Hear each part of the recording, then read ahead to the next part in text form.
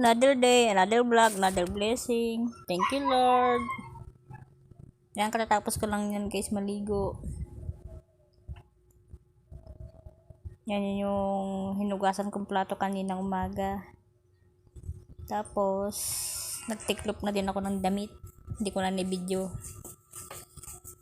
Talagang maraming gawain ang nanay.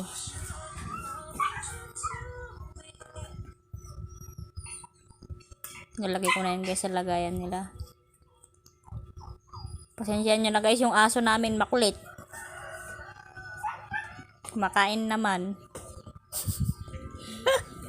Isasama sa may voice over. Yan po, nagtitiklop po si mami, tapos na po siya magtiklop. Yan. Ito naman, guys, yung mga plato kanina na nahugasan ko.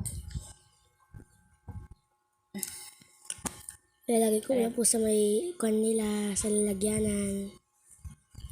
Yan, punasan natin itong rice cooker para may balik nga natin sa dating lagayan. Mga guys, sobrang init ngayon kaya maaga na ako naligo kanina bago ako naghugas ng plato.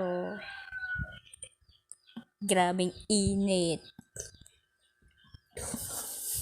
Yung anak ko, guys, tumatawa ako, sabi ko. Nakataas pa yun, guys, yung buhok ko. Natuyo na. Sobrang init ng araw. Lalagay ko yung kutsilyo, takip. Sa may lagayan, guys, ng mga takip ng cordero, doon sa may malaking lagayan ng plato. Mga plato naman doon sa maliliit ng lagayan. Dish drainer.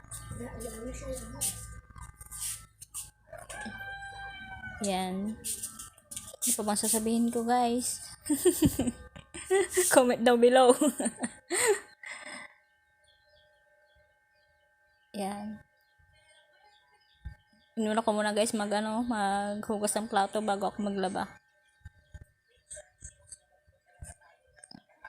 Para mamayang hapon, maghahabat na lang ako.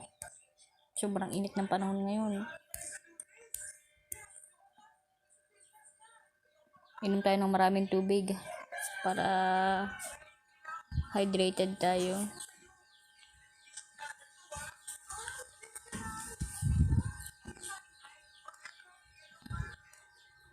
Yun, guys.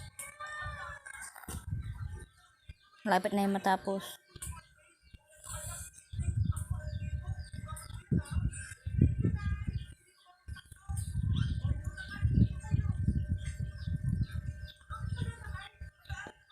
Yan, patapos na. Yun lang. Thank you, guys.